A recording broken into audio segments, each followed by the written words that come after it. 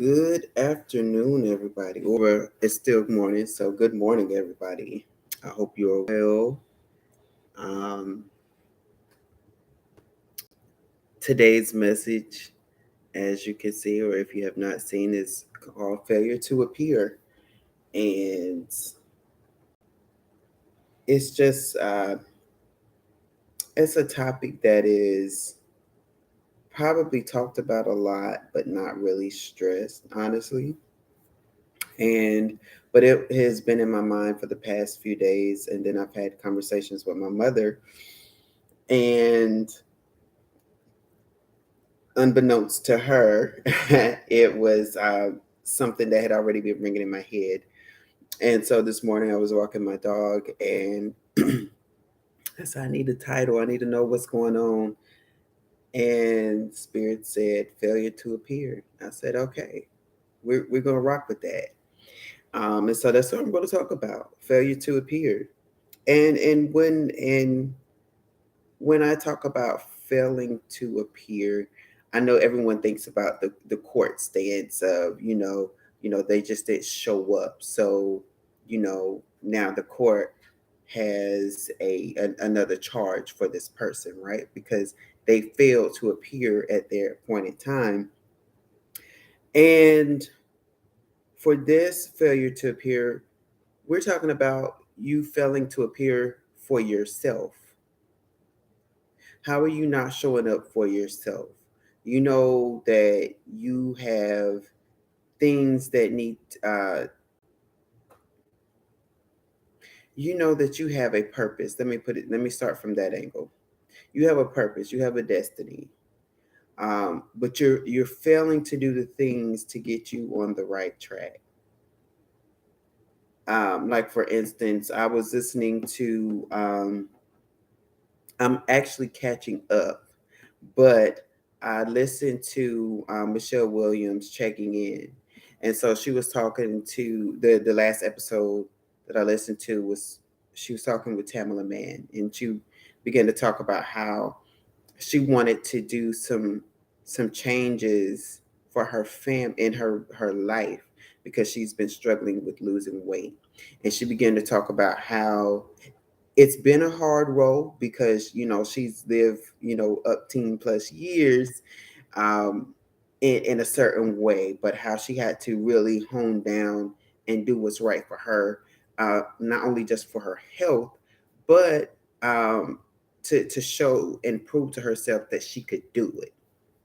And I said, that should be the fire behind us all. We know that there's more than just this one goal. This one goal can complete many needs in our lives.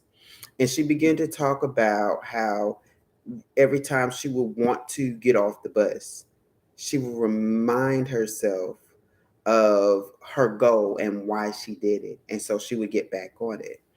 And she was holding herself accountable. And accountability is kind of the base, right? Because when you want to show up for yourself, you need to hold yourself accountable for showing up for yourself. Because when you don't, you lack the drive to continue to meet that goal that you have. And many times those goals are lining up with what God wants for you in your life. And whenever you have situations that come up, and yes, it gets you down, but you can't stay in that stupor. You can't say that I'm a victorious liver and constantly speak death over your situation. You can't constantly be in the mindset, or this will never happen for me, because it won't never happen for you, because you're constantly speaking that over yourself. Um, and so whenever we're talking about things, that's when we have to speak faith. Because yeah, faith, they say, they tell you faith is an action word. You got to do it.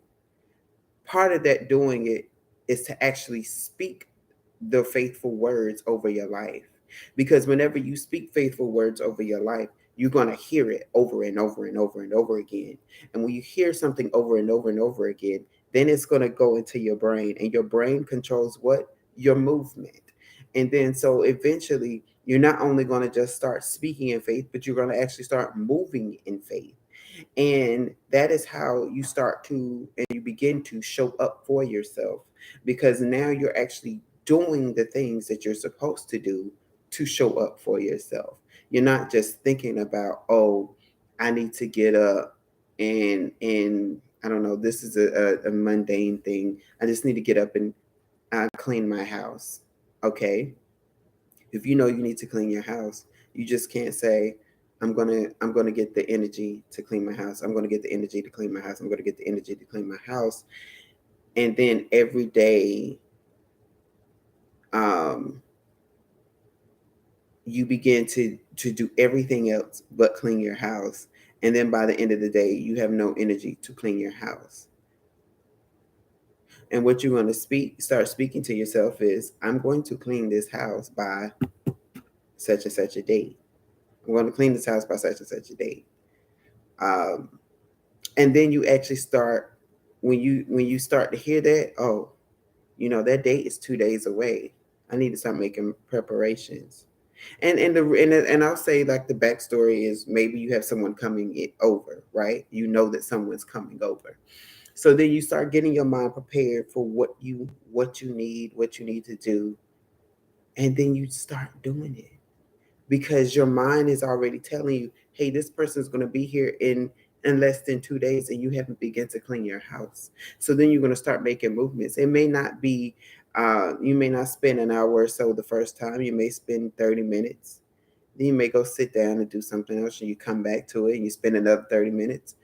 But that is you operating faithfully, because your end goal is to clean your house. And another thing with not showing up for yourself is understanding that when you don't stand up for yourself, what you're doing is allowing the enemy to come and attack you. That's why they always tell you to pray for protection over yourself, over your mind, over your life, over your spirit, your mental. You have to do those things, because when you're not able to show up for yourself, that's when those prayers start to kick in and start to protect you and hold you and keep you and encourage you. And then you're like, where did this burst of energy come from, or where did this inspiration come from? I'm not really feeling it, but I just feel inspired to do X, Y, and Z today. Well, that was because those prayers that you prayed over your life in the past is now being activated to kick in for you, so that you can start showing up for yourself. And in my case, I'm going to say it. I have been. I was about to say victim. No, I was not a victim. I have been someone that is guilty. There we go. Of taking care of other people, but when it came to myself, I would leave myself out. And I will go to the match for people. I mean, full force, full heart, and they were ungrateful. And I set things up for people, and they failed to appear for themselves, and they let it slip through their fingers. And when it got to me and the things that I wanted to do and the projects that I wanted to work on, I didn't have the energy. I didn't have the mental capacity to do it. I didn't have the drive to do it, because I had put so much energy into someone else that I did not have time for myself. And then I started realizing the importance of separating myself and just doing for myself. It often meant, do I want to go to my part time today? I need the money. But then on the other side, it was, but you need your rest so that you can show up for yourself. So that when you do start to work on the things that you want to work on, you now have the energy, you now have the time, you now have the mental capacity to do those things. And you can't do that when your mind is constantly on someone else and other things. And so, as I begin to think further on showing up for yourself, um, Spirit told me to go read the book of Gideon, or not the book of Gideon, but the verses of Gideon in the book of Judges. And I said, okay, so how does this correlate to showing up for yourself? And he began to share that, when I've told you that I've given you the tools, everything that you need, you already have, and you don't use them. That is you not, that is you failing to appear for yourself. It's almost like, it's not even almost. God has literally given us a cheat sheet for life. And most people do not apply it. Most people do not use it. They just read it and say, "Oh, yeah, I just read that." No, it's an actual application that you're supposed to apply to your life. These are things that, there's prayers, there's scriptures, there's inspirational messages, there's stories to give you examples of some of the things that you can do. But when we don't apply them, we are allowing things to intentionally and purposefully happen to us because we don't have the drive to do it, because we are failing to take care of ourselves in the time that we need. I want to read something. It was back here.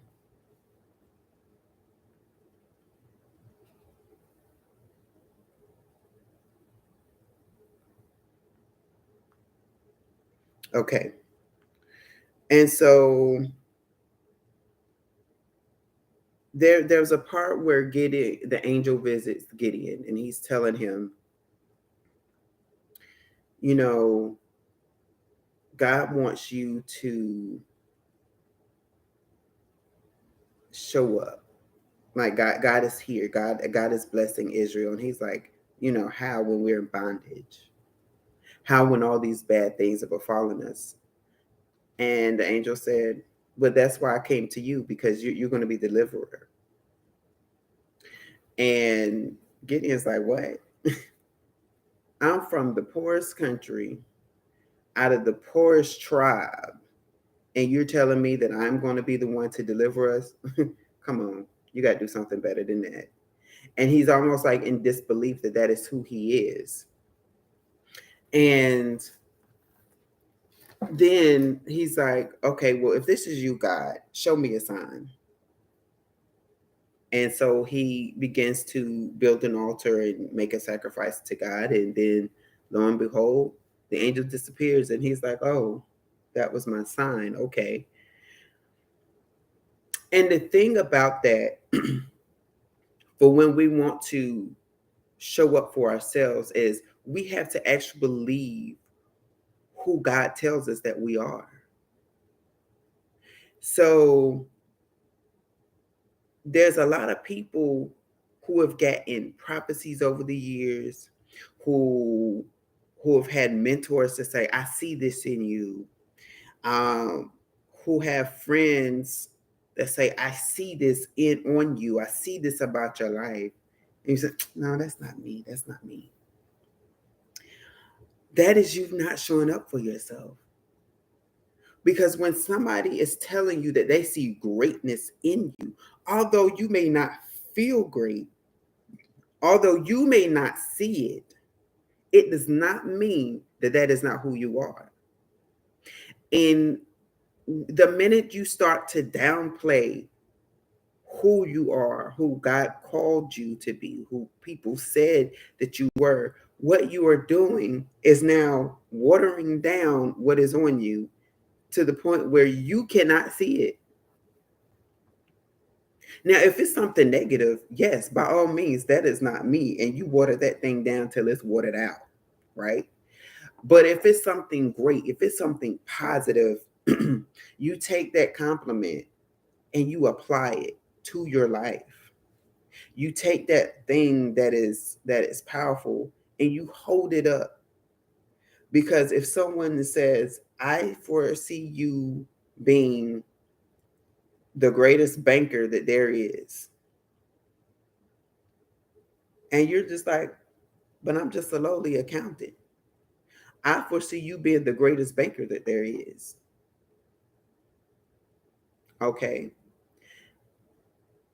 And you hold on to that thing. then all of a sudden, the things that you thought you were supposed to do are not going to be the things that you're going to do. The things that is meant for you that you weren't even looking at are going to start coming towards you until you start doing those things. And by the time you wake up, you are the greatest banker that there was, that you're getting nationally recognized for being one of the greatest bankers that there is. And then you're going to reflect on, that is what that person told me so many years ago, but I couldn't see it. Of course, we cannot see into our own futures.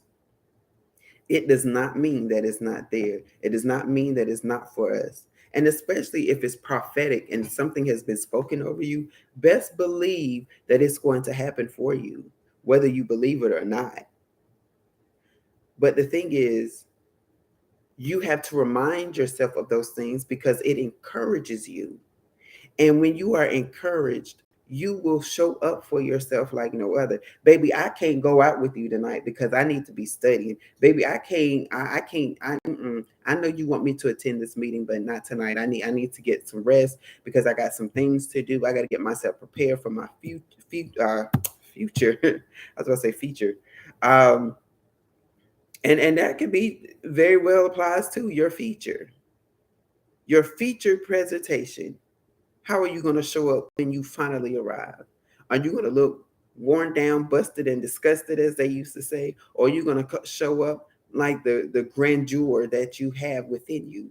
Are you going to show up to the point where people are going to be amazed at how you have transformed your life because they knew back when, who, and how you were, and now what they're seeing is somebody completely different?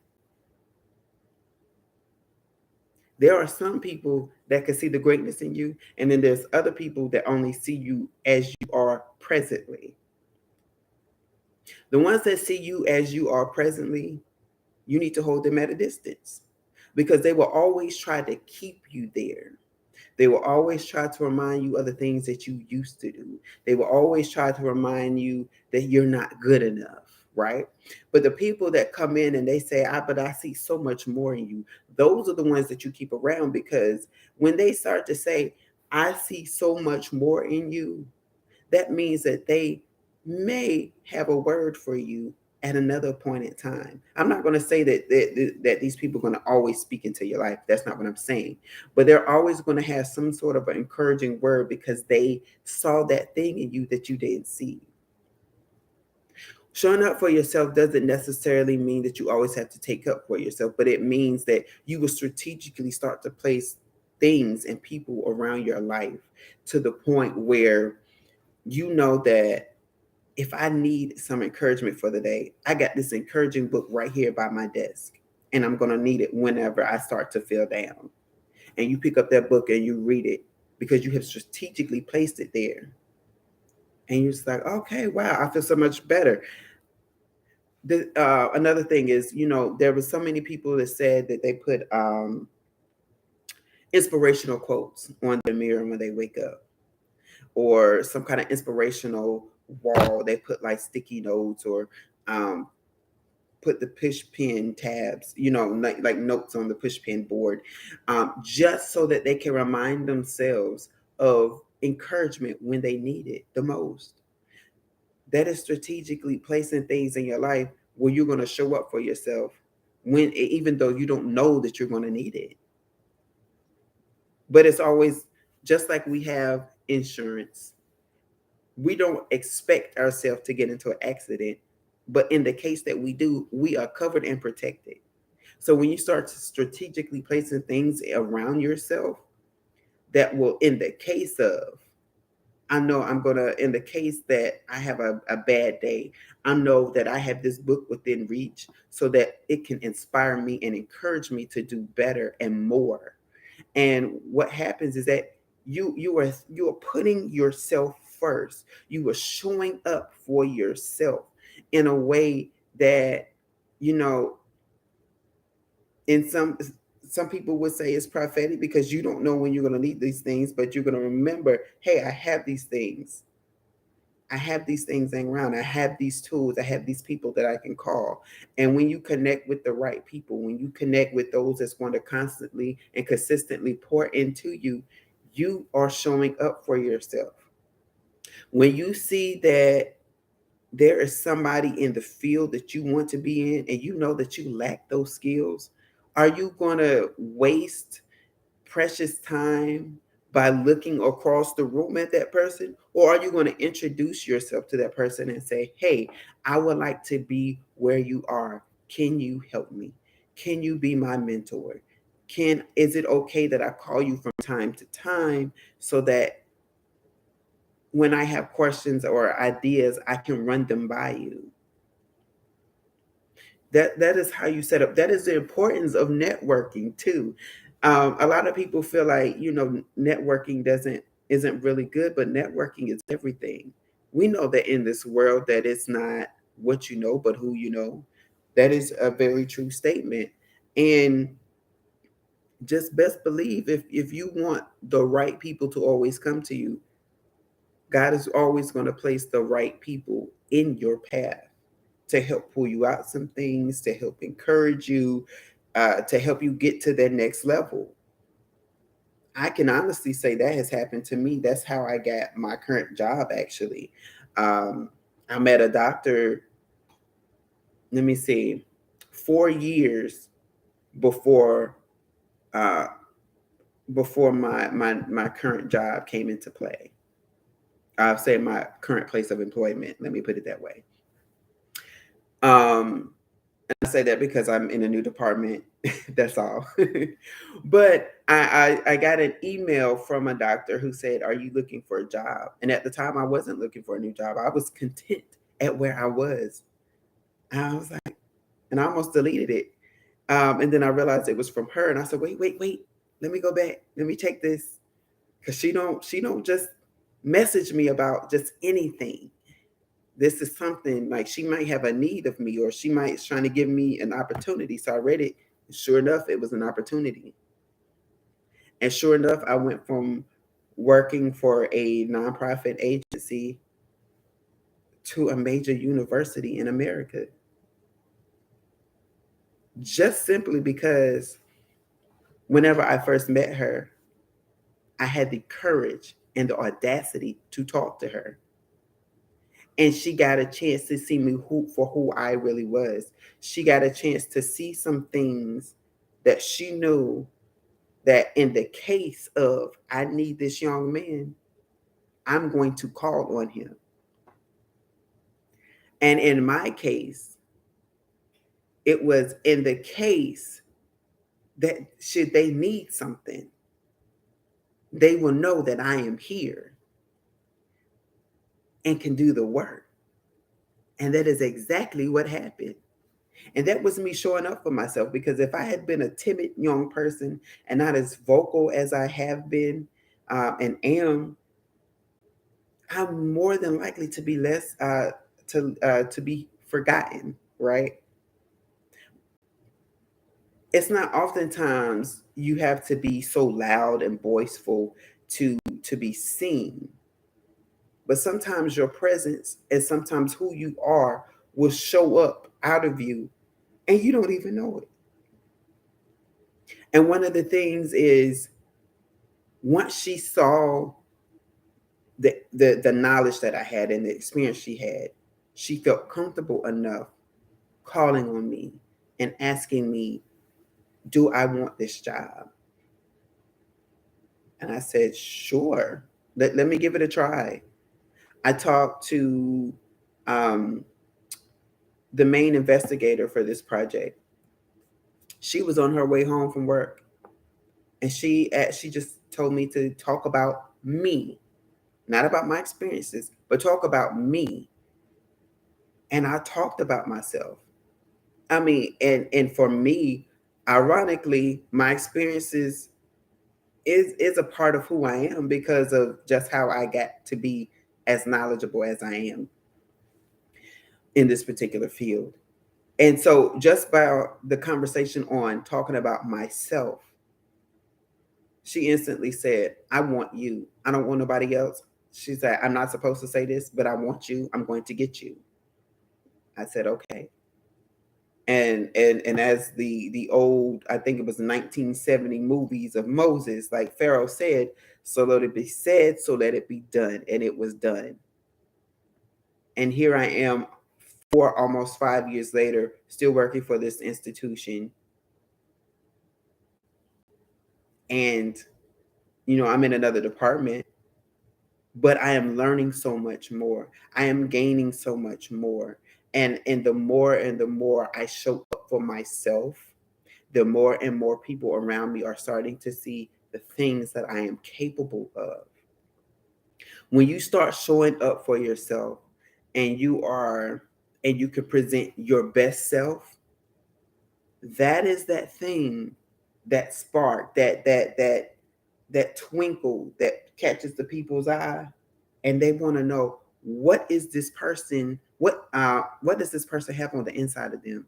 I like this job. I'm liking what I'm seeing. Let me take an interest and peek a little more. Let me study this person a little more. And oftentimes people will watch you and don't even tell you that they're watching you. You have secret admirers, and I'm not talking about in the love stance, but I mean literally in life itself. You have secret admirers that are looking at you from afar, admiring the work that you are doing, and secretly praising you because they just love the essence of who you are authentically. They love your essence so much that they see that it's something greater, and they can't wait to see you get to that next level. But when you don't show up for yourself, again, you don't show your best self. You don't show that light that catches the people's eye. And you become just a dull person. You become lifeless.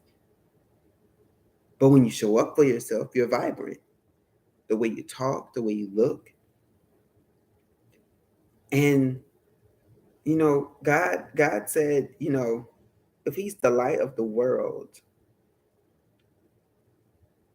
and if he lives in us, then that means that we should always bear some sort of light.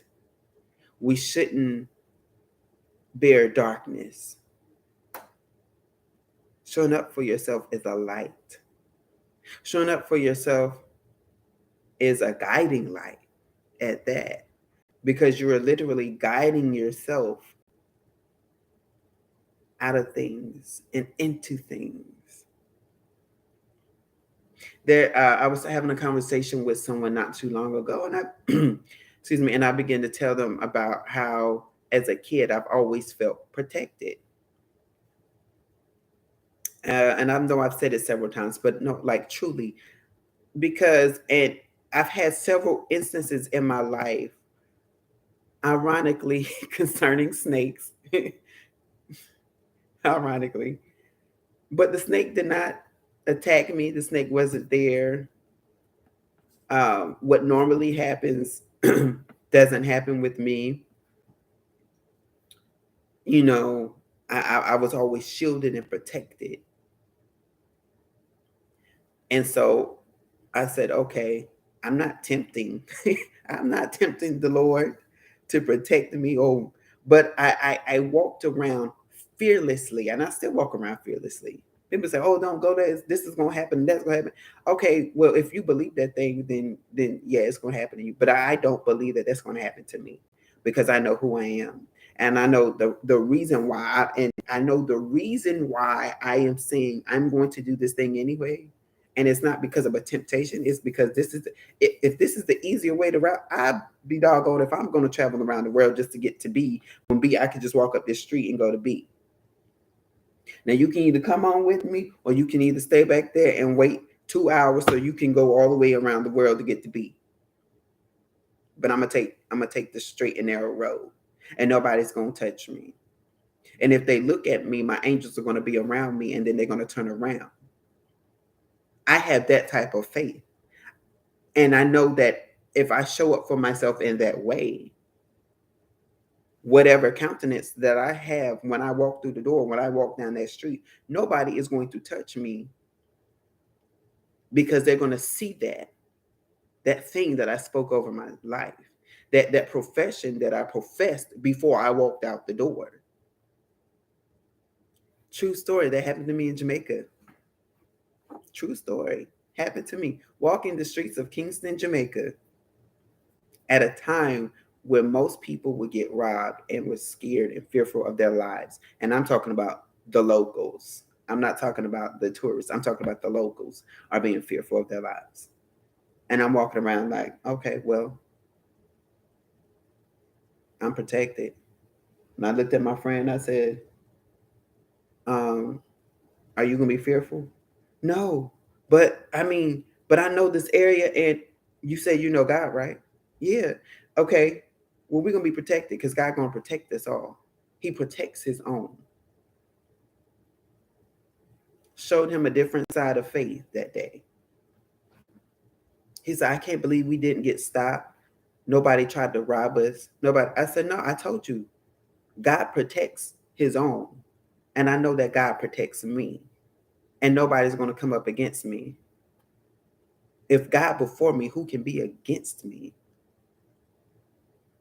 That is how you show up for yourself. You profess the blessings of God, the protection of God, the guidance of God, and God will always lead you down the right path. Because when you show up for yourself, He knows that He can count on you to show up for Him in His time of need. And there are some people that put stipulations on, well, you got to do this in order to do that, and you got to do that in order to do this. And sometimes God says that's just man-made dogma. That is not what I said. I don't operate that way. I don't have to operate in steps. If I am the one that ordered the steps, know that I can rearrange those steps and put them out of order. People will tell you got to do things 1, 2, 3, 4, and 5. God will say, no, you can do this step 1, 4, 3, 2. Why do you need 5? Because by the time you do 1, 3, 4, and 2 in that order, there is nothing else to do. Because that's where I want you to be. I want you to do things in this order. Yes, it may not make sense to you, but that is how I want you to show up and be present.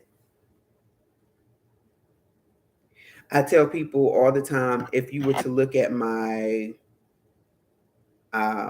college background, my working history, you'll be like, how in the world? How in the world are you able to do all these things? It is because what God has instilled in me as a child. And I didn't know why I was doing certain things. I didn't know why I had certain interests. But I now know and can use them for my current job. They were building skills within me that I didn't know that I was actually going to be able to apply. And another part of showing up for yourself is doing things blindly. You don't know why you're doing those things, but you know you just have this unction and this drive and this pull to do them anyway.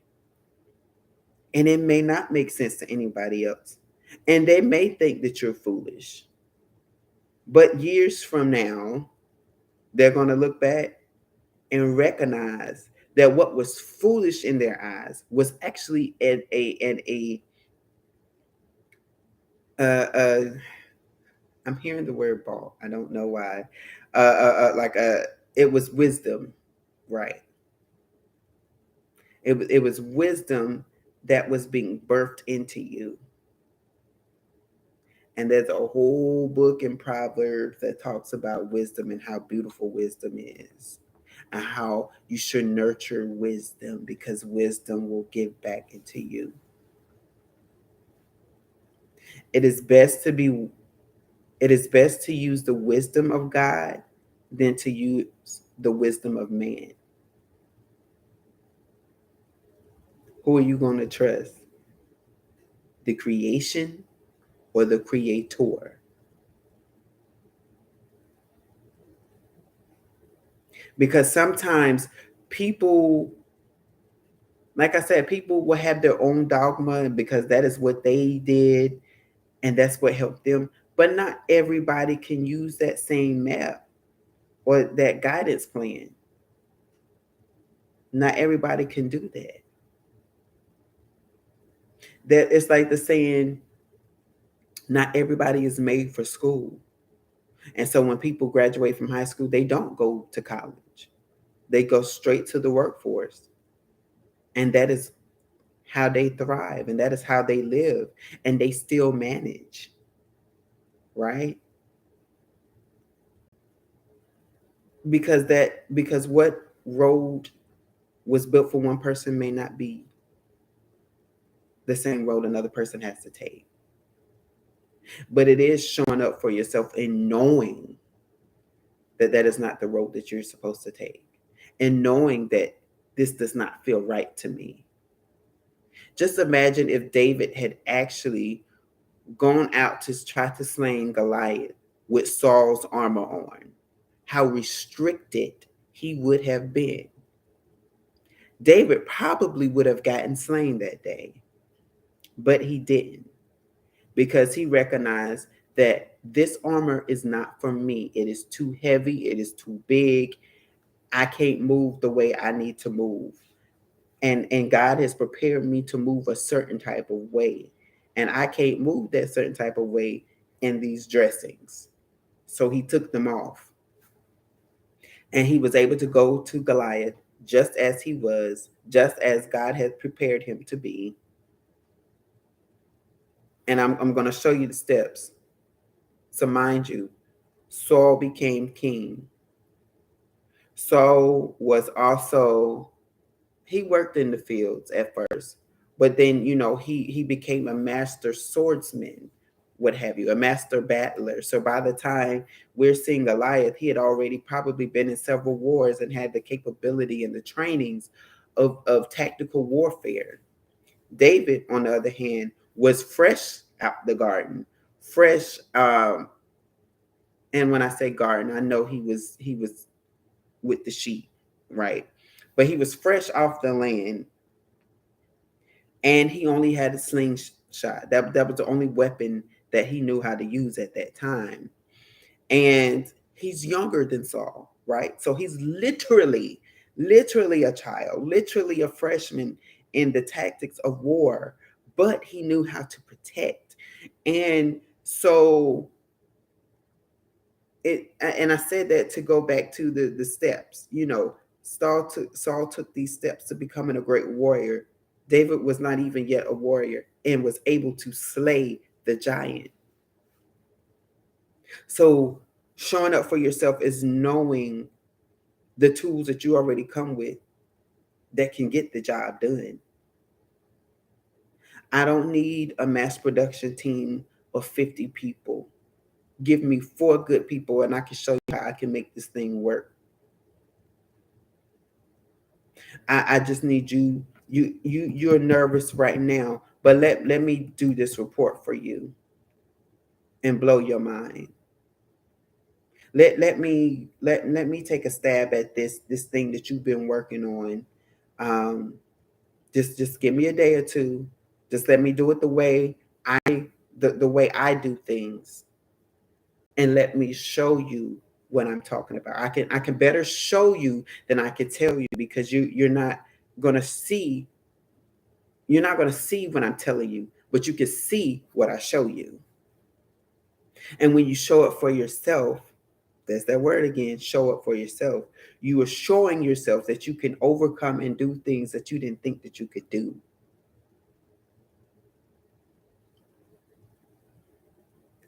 So show up for yourself. Show show the world who you are. Pour into yourself when you're having those moments of doubt. Pray over yourself so that you don't have moments of doubt. And always keep your emergency aid kit. That's what we're gonna call it.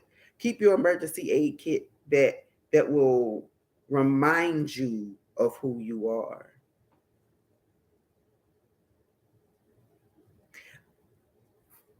I often remember things that I used to do as a kid. So there was one time I started professing that I have money. I have money. Money is coming to me. I have money and money is coming to me. I'm rich. And next thing you know, people started sending me money. My aunts wanted to start sending me money. There was a lady at church. Literally every time she saw me, she gave me $5. And my mom was like, "Why these people keep giving you money?" And I'm like, "I don't know." And then it hit me. I was like, "Oh, because I've been saying I have money, and I'm a kid. I don't have a job, but yet people was pouring into me." And I said, "Oh, so that's how profession works. That's how when you say a thing and it comes to pass works. It's because I not only said it, but I believed that it was going to happen." So another part of showing up for yourself is believing what you're actually saying about yourself, about how you want things, how you want your life to turn out to be, how you want things to work in your favor. You have to profess those things, but you also have to believe it. And if you're at that stage where you don't believe it, again, say it until you do start to believe it. And I'm not saying to lie to yourself. No, that is a profession. To being I profess to being a professor in 3 years. I profess to being a professor in 3 years. I profess to be a professor in 3 years. And don't worry about how you're gonna get there. Don't worry about normally a person doesn't become a professor until 5 years later. Don't worry about all that. Again, God, who orders the steps, will place steps out of order just for you. And so, whereas it may have taken somebody 5 years before they became a professor, it may only take you 3 years. You don't know what you're capable of until you try it, until you show up for yourself. So, I'm going to ask everyone to write down a list of things that they want to do and put a date on it. Your date is going to be your marker. It's going to be your okay. It's going to be your goal to meet, and see if you get there. And if you don't, I want you to reflect. Did you do everything right by yourself? You can't say, "I want to lose 5 pounds by May 15th." And you change the way you eat, but you don't exercise. That's not how that works. You got to exercise. You got to make sure that you sleep right. You got to make sure that you're eating right, because all of that is a cycle for losing weight. Because when you sleep right, you have enough energy, and when you have enough energy, you have enough energy to go to the gym to burn off the excess calories and things that you don't need in your body. And of course, if you eat right, it's going to make everything flow the way it's supposed to. You see how that works? So I want you to all write down a list of things, put dates on them, and make them small term goals. And I know people say make them achievable goals. Okay, you can do that. And then for some of you, I know you're going to be an overachiever. So go ahead and make those goals that are, as people will say, hard to come by, and put your faith on it and see how your faith is going to kick in for you. And don't have an expectation as to what this goal should look like whenever you finish it. No. Whenever you make this goal, you may say, "Oh, I want, an unexpected check to come my way." And you may, in your mind, have put it, "Oh, I'm going to receive an unexpected check in the mail."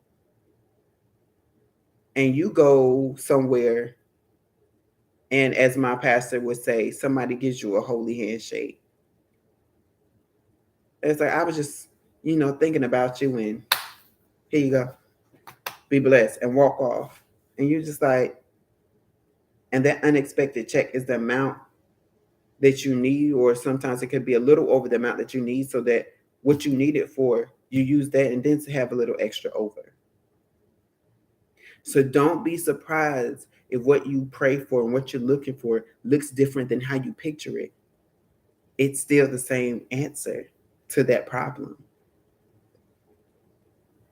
So I'm not going to hold you up anymore, but I definitely want you all to know that you have to show up for yourself. Don't be like those people who go to court and they have that failure to appear, because that's a mark against you by your own self. It's like you putting your own self in prison. You're going to take the key and lock yourself up and throw away the key. That's what not showing up for yourself is. So I pray that you all take this word and grasp it. I pray that you all share this word so that other people may become free from the bondage of holding themselves hostage in unhostile situations. I pray that your eyes and your vision change from what you normally see, so that you may see from and with and through the eyes of God about things pertaining to your life.